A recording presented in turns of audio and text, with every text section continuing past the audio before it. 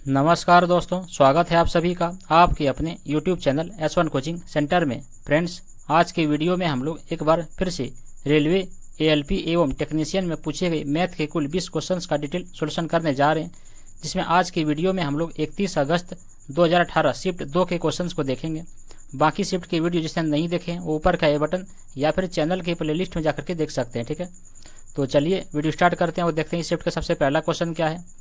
देखिए, सबसे पहला क्वेश्चन क्या है कि 5 सेंटीमीटर त्रिज्या वाले एक वृत्त की लघु त्रिज्याखंड का परिमाप दिया है, कितना 15.5 सेंटीमीटर। ठीक है, तो बोलता है कि लघु त्रिज्याखंड का क्षेत्रफल ज्ञात करना है। देखिए, अगर मान लेते जो लघु त्रिज्याखंड का जो परिमाप होता है ना, उसका फॉर्मूला क्या होता है। देखिए, क्या होता है 2 गुना यहाँ पे क्या होता है त्रिज्या, ठीक है, प्लस क्या होता है चाप की लंबाई होता है। ठीक है, क्या होता है चाप की लंबाई, यानी कि इसको हम इंग्लिश में आर्क लिख देते हैं। ठीक है, क्या आर्क, ये होता है परिमाप। ठीक है, लेकिन अगर एरिया निकालना हो ना तो उसका फॉर्मूला क्या था 1/2 होता है। ठीक है, इंटू यहाँ पे कितना होता है रेडियस। ठीक है, और फिर इंटू यहाँ पे कहता है आर्क होता है, चाप की लंबाई होता है। ठीक है, ये होता है एरिया निकालने का फॉर्मूला और ये होता है परिमाप का। तो देखिए यहाँ पे परिमाप का वैल्यू दिया था, कितना दिया था 15.5 दिया था। ठीक है, उसके बाद यहाँ पे रेडियस का भी मान दिया था, कितना और रेडियस का मान 5 दिया था, यानी कि 5 गुना तो क्या 10, यानी कि 10 को इधर लग के माइनस कर दीजिए, यानी कि इसमें जब 10 माइनस होगा तो यहाँ पे कितना का तो 5.5 होगा। ठीक है, तो 5.5 ये जो निकला वो क्या निकला, वो आर्क का वैल्यू निकल गया। ठीक है, यानी कि चाप की लंबाई का वैल्यू निकल गया। अब यहाँ पे इसको बैठा दीजिए दिया में, तो यहाँ पे देखिए कितना 1/2, यहाँ पे रेडियस का मान कितना था 5 था और आर्क का मान कितना निकाले 5.5 निकाले। अब देखिए 5.5 गुना 5 जब गुना करेंगे तो यहाँ पे कितना होगा आपका 2 7.5 होगा। इसको जब 2 से डिवाइड करेंगे तो कितना होगा 1, उसके बाद 2 3 6, यहाँ पे फिर कितना 7 5, यानी कितना 13.75 होगा। तो कहाँ पर देखिए आपका ऑप्शन 2 में, तो ऑप्शन 2 तब राइट आंसर हो जाएगा। ठीक है, बेसिकली इसका फॉर्मूला याद रखना था। ठीक है, तो फॉर्मूले से बन जाता है यहाँ पे। उसके बाद अगला सवाल देखिए क्या है कि ये का मान दिया है कितना 60 डिग्री और बी का मान दिया कितना 30 डिग्री। तो बोलता है यहाँ पे sine A into cos B plus cos A into sine B का वैल्यू निकालना है। ठीक है, देखिए एक फॉर्मूला होता है sine A into cos B plus cos A into sine B, किसका फॉर्मूला होता है, ये फॉर्मूला होता है साइन ए प्लस बी का फॉर्मूला होता है। ठीक है, यानी कि यहाँ पे देखिए ए का मान कितना है 60 है, बी का मान कितना है 30 है, यानी कि यहाँ पे जो साइन 60 + 30 यानी कि साइन 90 का मान कितना हो जाएगा। तो देखिए साइन 0 का मान 0 होता है। ठीक है, तो साइन 90 का मान कितना होगा 1 हो जाएगा, यानी कि सवाल का जो उत्तर होगा कितना 1 हो जाएगा, यानी कि यहाँ पे ऑप्शन 4 राइट आंसर हो जाएगा। ठीक है, यहाँ पे इस फॉर्मूले को याद रखना था। ठीक है, उसके बाद अगला सवाल देखिए क्या कि प्रमोद एक दीवार को लाल रंग से 12 घंटे में पेंट कर सकता है, जबकि ब्रजेन दीवार को पूरी तरह से लाल रंग से 16 घंटे में पेंट कर सकता है। फिर बोलता है कि यदि प्रमोद और ब्रजेन दीवार पर केवल सीमेंट के होने से लेकर पूरी दीवार के लाल रंग से पेंट किए जाने तक बारी बारी से एक एक घंटे के लिए कार्य करते हैं, तो पूरी दीवार को लाल रंग से पेंट करने के लिए कितने घंटे लगेंगे। तो देखिए ये भी वही जो टाइम वर्क का सवाल उसी से बनेगा ये। ठीक है, देखिए ये 12 और 16, इसका एलसीएम ले लीजिए, कितना हो गया 48 हो जाएगा। 12 का टेबल से कटेगा कितनी बार में 4 बार में, 16 का टेबल से कटेगा 3 बार में ये। ठीक है, यानी कि यहाँ पे देखिए ये जो टोटल था ना, यहाँ पे देखिए टोटल यहाँ पे 2 टर्म में काम होगा, यानी कि 2 टर्म में काम होगा और टोटल कितना काम हुआ एक बार में 7 काम हुआ और काम करना कितना 48 काम करना है। तो इसका नियरेस्ट में ले लीजिए, देखिए अगर 7 गुना करेंगे तो 49 हो जाएगा, ज़्यादा हो जाएगा। तो 6 गुना करिए, तो 6 गुना इधर भी करिए तो इधर भी करिए, यहाँ पे कितना ये 12 हो जाएगा, यहाँ पे कितना ये 42 हो जाएगा, यानी कि देखिए 48 में से 42 काम हो चुका है। ठीक है, तो उसके बाद और कितना करना, और करना 6 काम, लेकिन यहाँ पे पहले कौन आएगा, पहले यहाँ पे ये आएगा प्रमोद, यानी कि 4 आएगा, यानी कि जब पहले ये आएगा तो यहाँ पे देखिए 12 था, एक और आगे इसमें ऐड हो गया तो कितना हो गया 13 हो गया, तो 13 इधर हो गया, यहाँ पे कितना था ये 42 में 4 आके इसमें ऐड हो जाता तो कितना हो गया 46 हो गया। ठीक है, और कितना करना, और 2 करना है, और इस 2 को की बार करने के लिए कौन आएगा, ये 3 आएगा। ठीक है, 2 बटे यहाँ पे 3 हो जाएगा, और यहाँ पे देखिए ये 2/3 है, जब इसको बदलेंगे मिनट में तो यहाँ पे क्या करेंगे 60 से गुना कर दीजिए, तो यहाँ पे कितना होगा 60 से गुना करने के बाद देखिए 20 गुना 40, यानी कि 13 घंटा 40 मिनट लगेगा पूरा पेंट करने में। ठीक है, यानी कि यहाँ पे ऑप्शन 2 तब राइट आंसर हो जाएगा। उसके बाद अगला सवाल देखिए क्या कि 2 पाइप है, ठीक है, एक्स और वाई, एक टंकी को 48 और दूसरे टंकी को 72 मिनट में भर सकता है। फिर बोलता है कि यदि उन्हें एक साथ खोला जाए तो टंकी को भरने में कितना समय लगेगा। देखिए दोनों मिनट में भी फिलहाल है। ठीक है, तो यहाँ पे देखिए 48 और 72 का एलसीएम ले लीजिए, कितना हो जाएगा इसका एलसीएम 144 हो जाएगा, और 48 का टेबल से कटेगा कितनी बार में 3 बार में, 72 का टेबल से कटेगा ये 2 बार में। ठीक है, अब देखिए यहाँ पे टोटल कितना होगा 3 और प्लस 2 5 हो गया। ठीक है, अब ये 5 हो गया, अब जब 5 से 144 को डिवाइड करेंगे तो कितनी बार में कटेगा, तो 28.5 बार में कटेगा। ठीक है, यानी कि 28.5 मिनट हो क्या हुआ इसका उत्तर हो जाएगा, यानी कि यहाँ पे ऑप्शन 3 तब राइट आंसर हो जाएगा। ठीक है, उसके बाद अगला सवाल देखिए क्या कि पाइप ए एक खाली टंकी को 4 घंटे में भर सकता है, जबकि पाइप बी के साथ यह इसे 3 घंटे में भर सकता है। ठीक है, उसके बाद क्या बोलता है, केवल पाइप ए को 1 घंटे के लिए चालू करा जाता है, जिसके बाद पाइप बी को भी चालू करा जाता है, तो टंकी को भरने में कुल कितना समय लगेगा।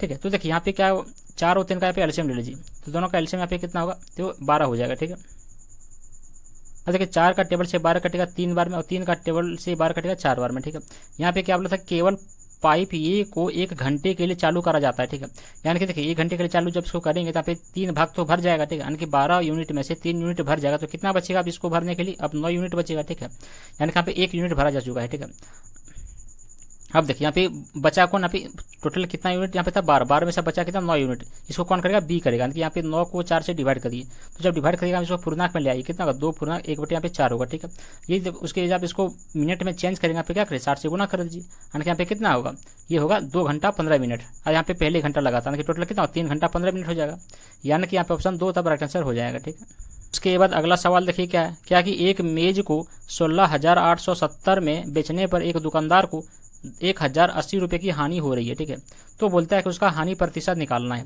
तो सबसे पहली बात देखिए यहाँ पे बेचने पर इतना का हानि हो रहा है, तो यहाँ पे इसका क्रय मूल्य कितना था पहले वो फाइंड कर लीजिए।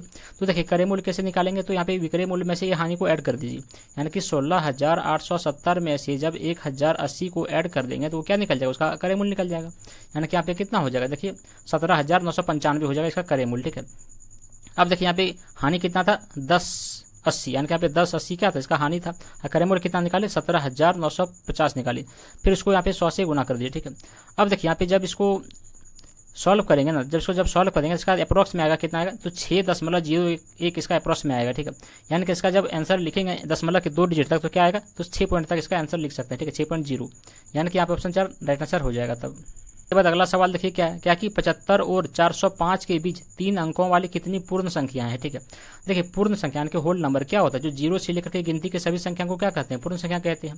लेकिन यहाँ पे निकालना है 3 अंकों वाली संख्या, तो 3 अंकों वाली संख्या यहाँ पे कहाँ से स्टार्ट होगा 100 से, और कहाँ तक जाना है, तो देखिए यहाँ पे 400 तक जाना है। ठीक है, तो यहाँ पे देखिए 100 से और 400 तक के बीच में पहले कितनी संख्या है पहले यहाँ से निकाल लेते हैं। ठीक है, तो देखिए 400 में से इसका तरीका क्या होता है नंबर ऑफ टर्म निकालने का, कि लास्ट टर्म और फर्स्ट टर्म को माइनस करते हैं। ठीक है, और उसके बाद डिवाइड कर देते हैं किससे, उससे कॉमन डिफरेंस है। ठीक है, उसमें प्लस ऐड कर देते हैं 1 को, तो यहाँ पे देखिए यहाँ पे लास्ट टर्म कितना था 400 में से 100 घटेगा तो हमें कितना होगा 300, और कॉमन डिफरेंस सब में कितना 1 का है, और लास्ट में यहाँ पे 1 ऐड कर देंगे, यानी कि 400 में से 100 माइनस होगा तो कितना होगा 300 प्लस यहाँ पे कितना होगा 301 हो गया। ठीक है, यानी कि 100 और 400 के बीच में कितनी संख्या है 301 है, निकाल लिए। लेकिन यहाँ पे निकालना 405 तक में, यानी कि 400 तक तो निकाल लिए, अब यहाँ पे 401 से निकालना है कहाँ तक 405 तक, तो इसके बीच में कितनी संख्या है 4 संख्या है, तो 4 संख्या इधर हो गया, यहाँ पे 301 तक, टोटल में कितना हो गया 305 संख्या इसके बीच में होगा। ठीक है, यानी कि यहाँ पे ऑप्शन 3 तब राइट आंसर हो जाएगा।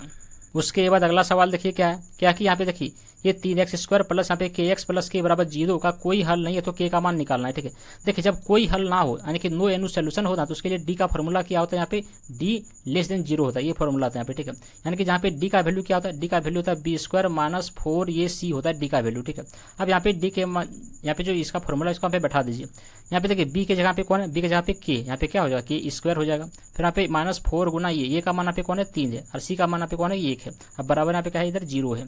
अब देखिए यहाँ पे जब सॉल्व करेंगे इसको यहाँ पे कितना हो जाएगा k, यहाँ पे कितना होगा, यहाँ पे होगा 12 k, और यहाँ पे कितना 0 होगा। ठीक है, फिर यहाँ पे देखिए यहाँ पे k² है, यहाँ पे जब कॉमन करेंगे ना, यहाँ पे कॉमन करने के बाद यहाँ पे क्या होगा, देखिए यहाँ पे एक बार k यहाँ पे क्या आएगा 0 आएगा। ठीक है, हर एक बार यहाँ पे कॉमन करने के बाद यहाँ पे क्या आएगा, यहाँ पे जब देखिए यहाँ पे जब k कट जाएगा तो यहाँ पे फाइनली कितना ये 12 आएगा यहाँ पे। ठीक है, यानी कि इस तरह का जो ऑप्शन है कहाँ दिख रहा है, तो यहाँ पे ऑप्शन 1 में दिख रहा है, यानी कि ऑप्शन 1 इसका तब राइट आंसर हो जाएगा। उसके बाद अगला सवाल देखिए क्या है, कि सभी 4 शहरों में अशिक्षितों का कुल प्रतिशत निकालना है यहाँ पे। ठीक है, तो देखिए यहाँ पे क्या बोलता है कि सभी 4 शहरों में अशिक्षित का कुल प्रतिशत, तो देखिए यहाँ पे ये अशिक्षित है। ठीक है, तो अशिक्षित कहाँ पे निकाल लीजिए कितना है, यहाँ पे देखिए यहाँ पे सबको ऐड करिए, यहाँ पे 100 प्लस 100 कितना हो गया 200, 200 प्लस यहाँ पे 90 कितना 290, 290 प्लस यहाँ पे 50 कितना हो गया, तो 340 हो गया। ठीक है, ये टोटल हो गया अशिक्षित की संख्या। और आबादी यहाँ पे निकालिए, टोटल आबादी कितना था, देखिए यहाँ पे 200, अरे ये भी आबादी यहाँ पे शिक्षित जितना है, यहाँ पे अशिक्षित जितना है, तो 200 और 100 के कितना 300 हो गया, यानी कि यहाँ पे 300 है, तो 300 प्लस यहाँ पे 200 500 यहाँ पे देखिए यहाँ पे कितना 150 और 120 जोड़ेंगे तो कितना होगा 270 होगा, और इधर कितना था 500 था, तो दोनों को जोड़ने के बाद यहाँ पे कितना होगा 770 हो जाएगा। ठीक है, फिर यहाँ पे 770 हर परसेंटेज के लिए यहाँ पे 100 से गुना कर देंगे। उसके देखिए जब इसको यहाँ पे सॉल्व करेंगे ना, जिसका अप्रोक्स में आएगा इसका आंसर कितना आएगा, तो 44 इसका 2 इसका अप्रोक्स में आएगा। ठीक है, ऑप्शन 1 तब राइट आंसर हो जाएगा। उसके बाद अगला सवाल देखिए क्या है, क्या कि दी गई तालिका 4 विषय PCBM में 4 छात्रों WXYZ के द्वारा प्राप्त अंकों को दर्शाती है और दी गई जानकारी के आधार पर प्रत्येक विषय में अधिकतम अंक 100 का है। ठीक है, तो बोलता है कि PCB में संयुक्त रूप से W के अंकों का प्रतिशत निकालना है। ध्यान रखिए PCB, यहाँ पे PCB है, इसमें से क्या बोलता है कि W के अंकों का प्रतिशत, W का यहाँ पे कौन ये वाला है, तो इसका देखिए यहाँ पे निकाल लीजिए। तो यहाँ पे देखिए, यहाँ पे इसको ऐड करिए, यहाँ पे कितना होगा 9 प्लस देखिए 70 प्लस 90 कितना हो गया 160, 160 प्लस 50 कितना 210। इसका जब निकालेंगे औसत तो यहाँ पे 3 से डिवाइड कर दीजिए, तो कितनी बार में कटेगा 70 बार में, यानी कि इसका औसत कितना निकलेगा 70। ठीक है, यानी कि आप ऑप्शन 1 तब राइट आंसर हो जाएगा। उसके बाद अगला सवाल देखिए क्या है, क्या कि 4% वार्षिक साधारण ब्याज की दर पर 2 वर्षों के लिए इतना रुपये का अर्जित ब्याज कितना होगा। ठीक है, यानी कि यहाँ पे देखिए ब्याज का फॉर्मूला क्या था, P गुना R गुना T गुना 100। देखिए P गुना R गुना T बटे यहाँ पे 100 होता है। ठीक है, यहाँ पे देखिए इसका P यानी कि प्रिंसिपल का यहाँ पे मान कितना था 3675 था, यहाँ पे लिखिए। उसके यहाँ पे देखिए इसका परसेंटेज कितना था, यहाँ पे 4 था, वो रेट कितना था 2 था। फिर यहाँ पे देखिए इसको नीचे 100 से डिवाइड कर दीजिए। देखिए जब इसको इंटू करेंगे, जब सॉल्व करेंगे ना, फाइनल आंसर कितना आएगा, इसका आंसर आएगा कितना 288। देखिए इसका जब सॉल्व करेंगे इसका कितना आएगा आंसर 294 आएगा। ठीक है, यानी कि आप ऑप्शन 4 तब राइट आंसर हो जाएगा।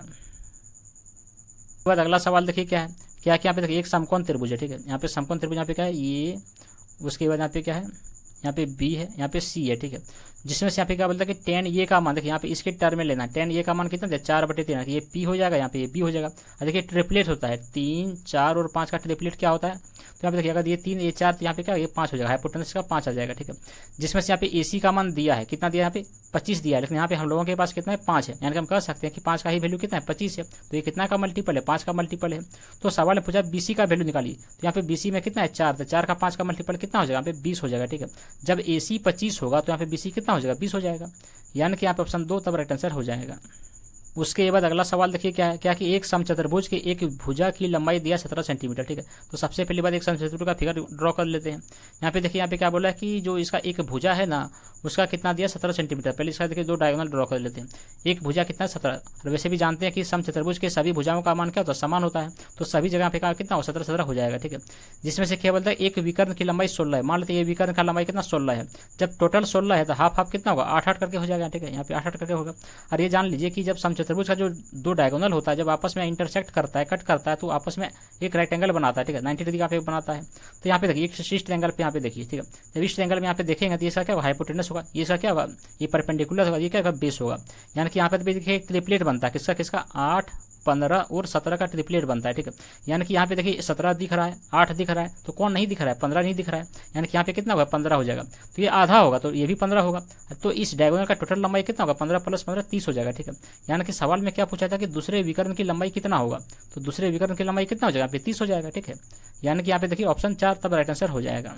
उसके बाद अगला सवाल देखिए यहाँ पे क्या बोलता है कि कौन सी संख्या 12 से विभाज्य है। ठीक है, तो देखिए 12 से विभाजित होने का तरीका क्या होता है कि अगर कोई संख्या 4 से विभाजित हो, 3 से विभाजित हो, वो तो पूरी संख्या विभाजित हो जाएगा किससे 12 से। ठीक है, दूसरी बात 4 से डिवाइड होने का रूल क्या होता है कि अंतिम 2 डिजिट को चेक करा जाता है। ठीक है, अगर 2 डिजिट 4 से डिवाइड होगा तो पूरा डिजिट क्या होगा 4 से डिवाइड हो जाएगा।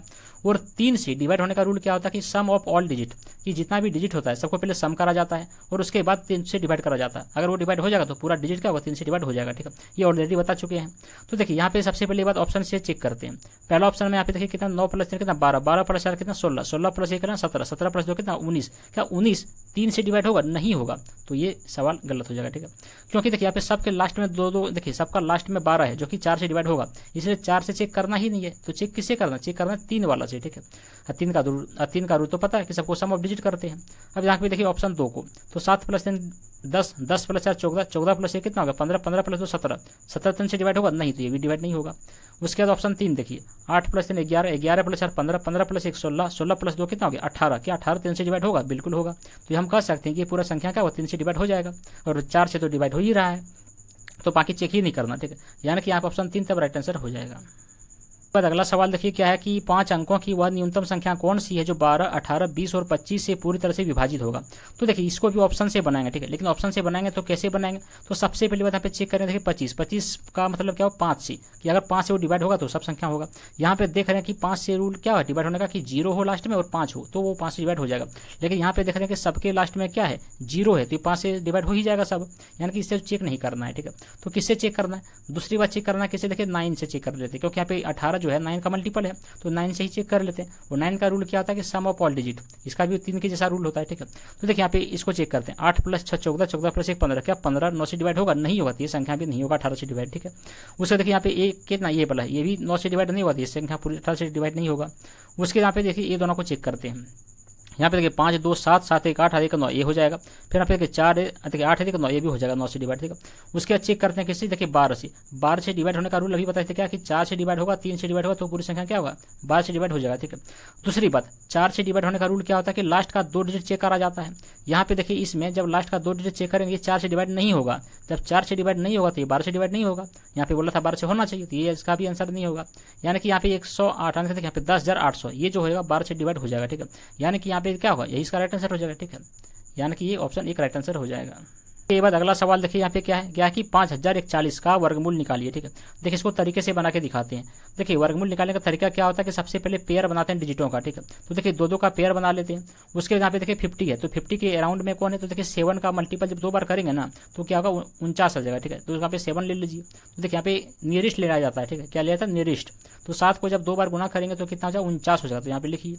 उसके बाद तरीका क्या होता है कि ये दोनों को ऐड करके नीचे उतारा जाता है, ठीक है। तो 7 + 7 कितना 14 हो गया। और यहाँ पे देखिए 50 में से 49 माइनस होगा, कितना 1 होगा। और यहाँ पे कितना है 41 है, इसको उतार लीजिए, क्योंकि पेयर लगाने का मतलब ही यही होता है कि वो जब भी उतरेगा वो दोनों एक साथ उतरेगा, ठीक है। अब यहाँ पे कितना 41 हो गया। अब यहाँ पे देखिए 14 के बगल में क्या रखे ताकि इसको सेटिस्फाइड करा सके काटने के बाद। तो यहाँ पे देखिए 1 रखिए, यहाँ भी 1 रखिए, यहाँ भी 1 रखिए और यहाँ भी 1 रखिए, ठीक है। 3 जगह रखा जाता है, यहाँ यहाँ और यहाँ पे, ठीक है।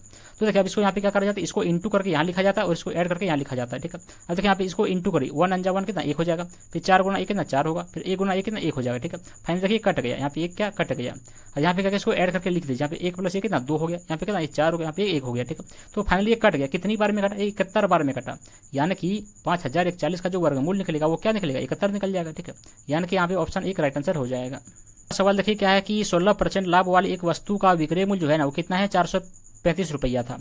तो बोलता है कि यदि वस्तु को 330 रुपये में बेचा गया था तो उसका प्रतिशत हानि कितना होगा।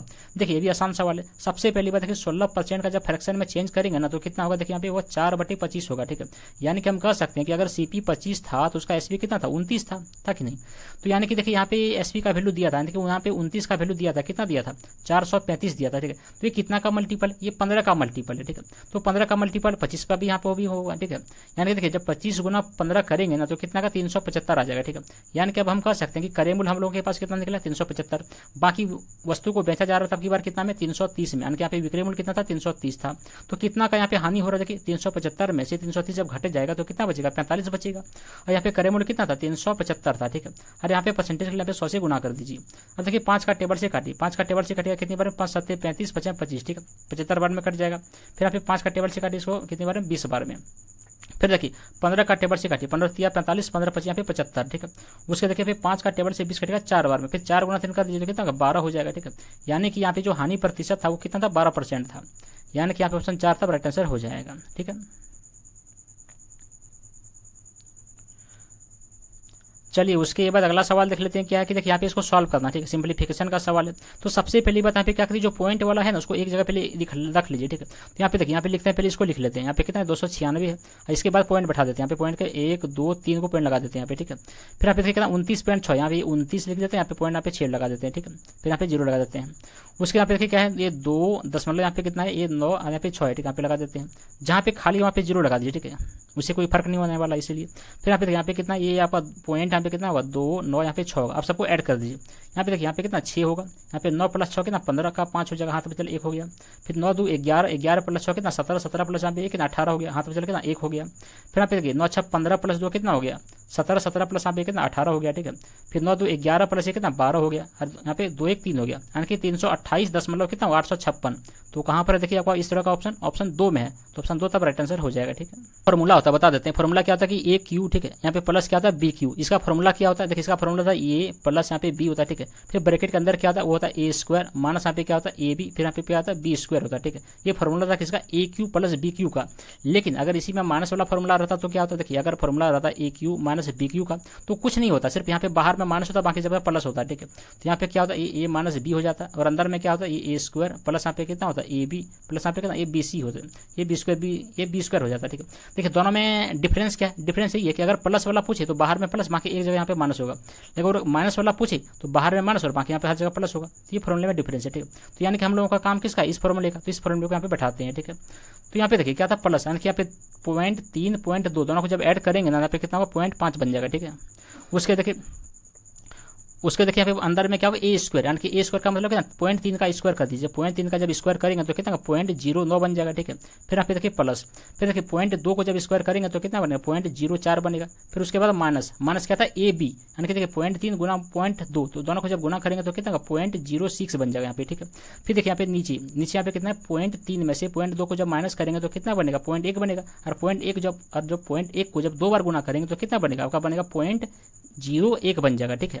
अब देखिए यहाँ पे देखिए इस तरह के सवालों को एग्जाम में बहुत ही केयरफुल यानी कि ध्यान से बनाया जाता है, ठीक है, क्योंकि एक स्टेप में नहीं बनाएगा तो बाकी उसका अलग स्टेप में बनाने के लिए आपका टाइम वेस्ट हो जाएगा, ठीक है। इसलिए केयरफुली बनाइए, एक ही स्टेप में बनाना है इसको। तो देखिए सबसे पहले बात यहाँ पे कितना होगा, यहाँ पे इसको यहाँ पे सॉल्व कर लीजिए। देखिए 9 + 4 कितना होता है 13 होता है, 13 में से 6 को माइनस कर दीजिए तो कितना हो जाएगा, तो 7 बचेगा, पॉइंट यहाँ पे 0.7 बन जाएगा। तो यहाँ पे देखिए यहाँ पे 0.5 उसके यहाँ पे गुना कितना होगा 0.0 यहाँ पे 7 हो जाएगा, ठीक है।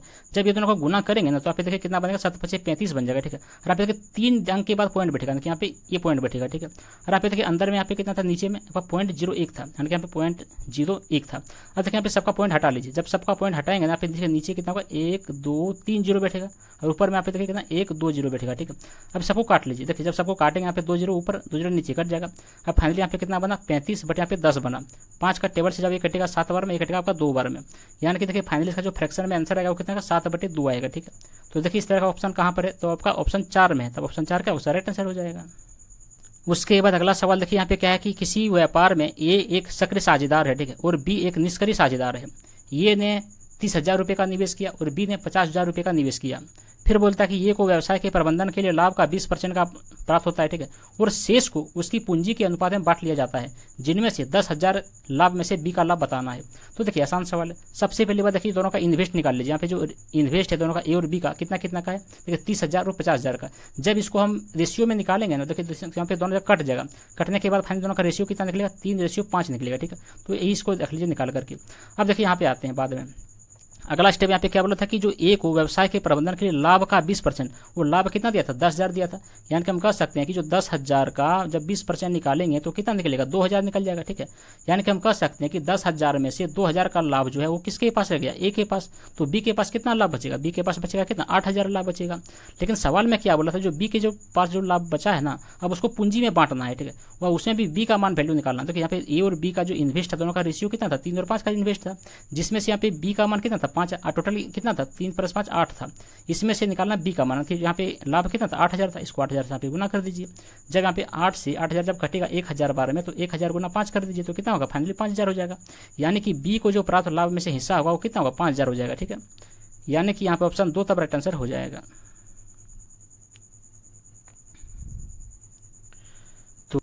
तो बस इतना ही था, ठीक है। कैसे लगा वीडियो कमेंट करके जरूर बताइएगा। चलिए मिलते हैं अगली वीडियो में, तब तक के लिए धन्यवाद। जय हिंद।